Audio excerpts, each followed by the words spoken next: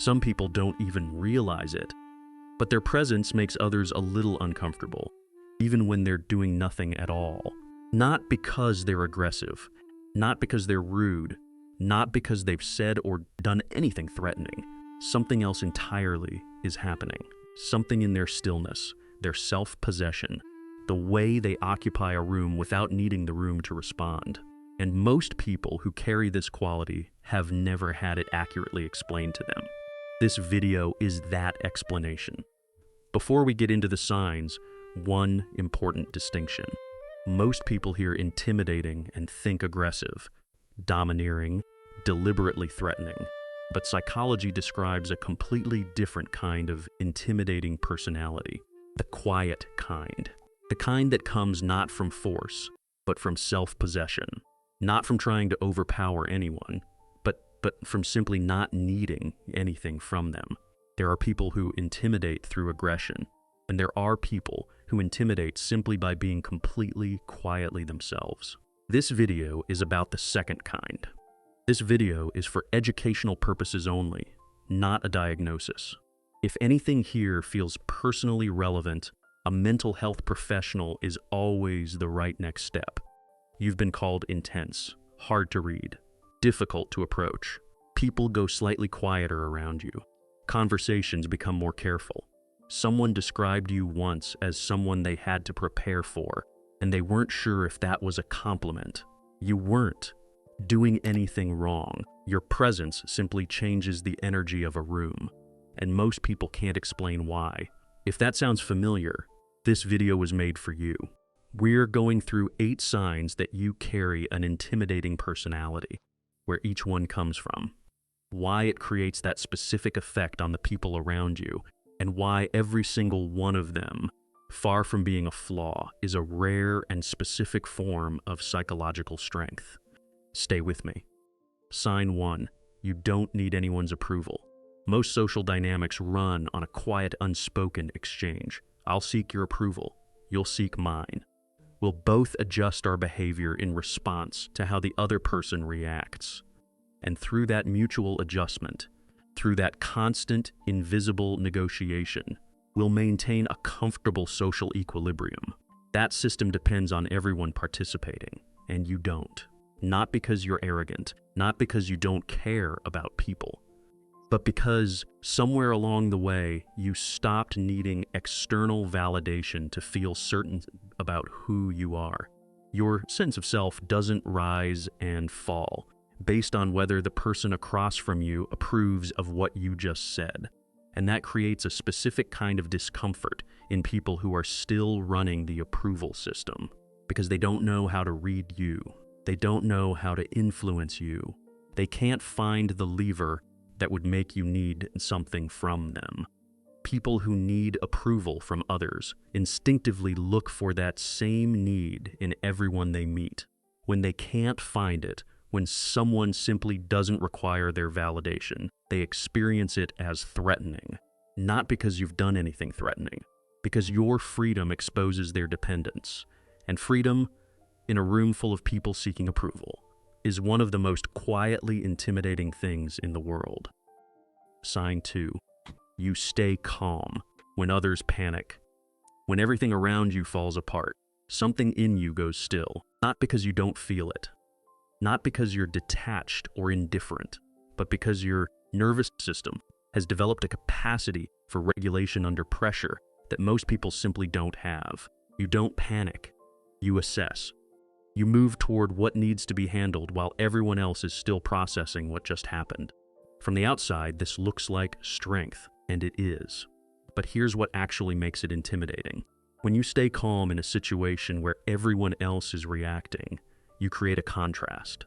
A stark, visible, impossible to ignore contrast between your response and theirs. And in that contrast, people see their own reactivity reflected back at them.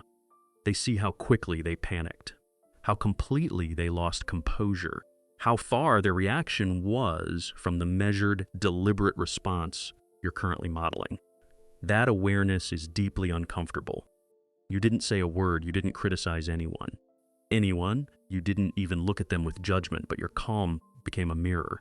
The mirror showed them something they didn't necessarily want to see. That is why calm in a room full of reactive people reads as power. Sign 3. You're completely comfortable with silence. Most people cannot sit in silence without doing something about it. The quiet arrives, and within seconds, someone is filling it. With words, with laughter, with a question that doesn't really need answering, with anything that removes the exposure of shared quiet, because silence is vulnerable. In silence, there's nowhere to hide behind performance, no words to manage the impression you're making. Just you, another person, and the space between you with nothing in it. Most people find that genuinely threatening. You don't. You can sit in silence without discomfort, without the urge to fill it, without needing it to end. The quiet doesn't feel like absence to you. It feels like presence, like two people being honest about the fact that nothing needs to be said. And that comfort, that complete ease with what other people rush to eliminate, creates an unmistakable dynamic. The person who needs the silence to end is always, in some fundamental way, at a disadvantage. The person who is simply comfortable, who could sit here indefinitely without the quiet bothering them in the slightest, has an authority that requires no words to establish. You never decided to have power in these moments. You simply stopped needing silence to be anything other than what it is. Sign 4. You don't open up to everyone easily. There is a version of openness that is performance, sharing freely with anyone who asks, offering vulnerability as a social tool to create warmth, to build connection quickly, to make other people feel comfortable. It works. People respond to it well. It smooths social interaction efficiently, and you don't do it. Not because you're cold, not because you have nothing to share, but because you understand, instinctively, precisely, that what you choose to reveal about yourself has value, and value, by definition, is not distributed indiscriminately. You offer real intimacy to the people who have earned it, and that selectivity is felt immediately by everyone who hasn't earned it yet. They sense that they're being evaluated, that they're being held to a standard, and most people find standards uncomfortable, not because the standard is unreasonable, because they're not sure they meet it. Your privacy isn't coldness, it's discernment, and being in the presence of someone who genuinely discerns who they let in is quietly, deeply intimidating. If you're still watching at this point, you're recognizing something in yourself that most people around you have probably never named accurately. This channel, UNFELT, exists to name exactly these things. The psychological depth behind experiences most people misread, dismiss, or misunderstand entirely. Subscribe. Hit the bell icon. There's more here that was made for you. Sign 5. You think before you speak. We live in a culture of instant response. Opinions formed in seconds. Reactions expressed before they've been examined. Conversations that move so quickly that reflection has no room to happen. And you don't participate in that rhythm. You pause. You consider. You let the thought complete itself before you introduce it to the room. And when you speak, the words that arrive are precise, considered, the product of actual thought rather than the first thing that surfaced. Most people, without realizing it, are slightly unsettled by this, because the contrast is immediately apparent. The people who speak before thinking can hear the difference between their unfiltered reaction and your deliberate response. They can feel the gap between the words they chose quickly and the words you chose carefully. And in that gap, they see something about their own process that they didn't necessarily want to see. Your thoughtfulness doesn't make you slow. It makes you precise, and precision in a world of people speaking before they've finished thinking is genuinely rare. Sign 6. You prefer deep conversations over small talk. Small talk has a function.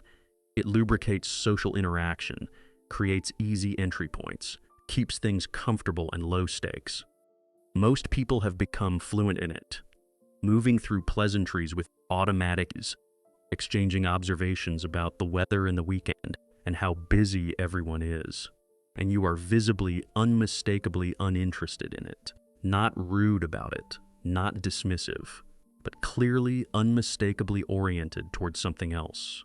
Something with more substance, more honesty, more of what is actually happening beneath the surface of two people deciding whether to be real with each other. And that preference, quiet, consistent, entirely without aggression, makes others acutely aware of something uncomfortable. How much of their social life runs on the surface? How rarely they have conversations that actually matter? How much energy they spend exchanging words that carry almost nothing real? And how uncertain they are about whether they have the depth to meet someone who is clearly looking for more than the surface offers. Your preference for depth doesn't judge them, but it holds up a mirror. And most people, when they see how much of their connection is performance, would rather not look. Sign 7. You avoid drama and unnecessary conflict. Drama requires participants. It needs people who will engage, react, escalate, take sides, and keep the energy circulating. Without active participation, drama cannot sustain itself. It requires fuel, and the fuel is attention and emotional investment from the people involved.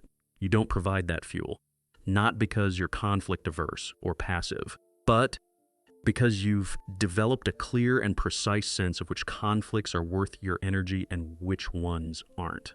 And most drama, the manufactured kind, the kind that exists for social stimulation rather than genuine resolution, isn't. So you simply don't engage. You remove yourself without performance, without making a statement about your removal, without needing anyone to understand or agree with your choice. You just step out of the dynamic, and that refusal to participate disrupts the entire system. The people who expected you to engage, who needed you to take a side, who were counting on your emotional investment to keep the thing moving, find themselves with nothing to push against. Your absence from the drama isn't passive, it's a choice, a consistent, deliberate, psychologically sophisticated choice. And people who need drama to feel connected find that choice deeply unsettling. Here is what matters most about everything you've just heard. You are not intimidating because you're trying to be. You've never walked into a room with the intention of making anyone uncomfortable. You've never used your presence as a weapon. You've never deliberately created the effect that other people describe when they try to explain what it feels like to be around you. You're intimidating because you stopped pretending not to be yourself, because you stopped shrinking to make other people comfortable, because you stopped seeking approval you didn't need, because you stopped filling silences that didn't need filling, because you stopped performing emotions that weren't real. The discomfort others feel in your presence is the distance between their performance and your authenticity, and that distance is theirs to close, not yours to eliminate. You were never too much. You were simply more than some rooms were ready for. The people who found you hard to approach were often people who found depth hard to approach. The people who called you intense were often people who hadn't yet learned to be present with someone who was fully, quietly themselves. Their discomfort was never your failure. It was the natural response to encountering something genuine in a world that has grown comfortable with performance. You don't have to make yourself smaller to make other people comfortable. You don't have to fill the silence. You don't have to seek the approval. You don't have to perform the emotion or engage with the drama or stay at the surface when every part of you is oriented towards something deeper. You are allowed to be exactly this. Before you go, which of these 7 signs felt most personally recognizable? Just drop the number in the comments. 1 through 10. I read every single one, and I'm genuinely curious which one landed hardest for you. And if this video finally gave accurate language to something you've been carrying without a name, subscribe to UNFELT. Hit the bell icon so you never miss a video. This channel exists for the people who have always been more than the average room was ready for. You've found the right place.